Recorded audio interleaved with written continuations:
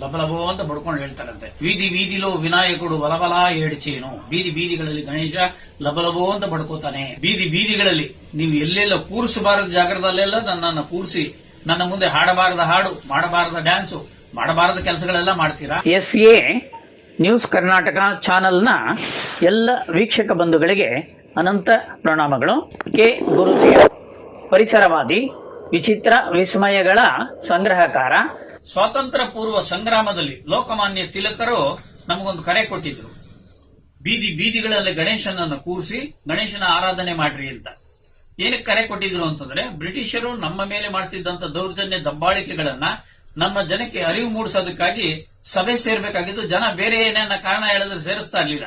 ದೇವರನ್ನ ಕೂರ್ಸೋ ಹೆಸರಲ್ಲಿ ಈ ಕಾರ್ಯಕ್ರಮವನ್ನು ಅವರು ಆಯೋಜನೆ ಮಾಡಿದ್ರು. ಸ್ವಾತಂತ್ರ್ಯ ಪೂರ್ವ ಸಂಗ್ರಾಮದಲ್ಲಿ RSS ಗಣಪತಿ, ಬಿಜೆಪಿ ಗಣಪತಿ, ಕಾಂಗ್ರೆಸ್ ಗಣಪತಿ, ದಳದ ಗಣಪತಿ, ಈ ತರ ಹೆಸರುಗಳಲ್ಲಿ ತಗೊಂಡೋಗಿ ನೀರುಗಳಲ್ಲಿ ವಿಸರ್ಜನೆ ಮಾಡ್ತೀವಿ.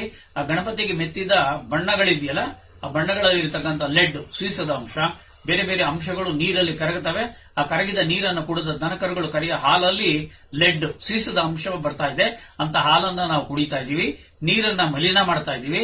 ನೀರಿಗೆ ಹಾಕಬಾರದ ವಸ್ತುಗಳನ್ನೆಲ್ಲ ಹಾಕಿ ಗಣಪತಿ ವಿಸರ್ಜನೆ ಹೆಸರಲ್ಲಿ ನೀರಿನ ಮೂಲಗಳನ್ನ ಹಾಳು ಮಾಡ್ತಾ ಇದೀವಿ. ಇದು ಸರಿಯಾದ ಕೆಲಸ ಅಲ್ಲ, ಇದು ಬೇಡ.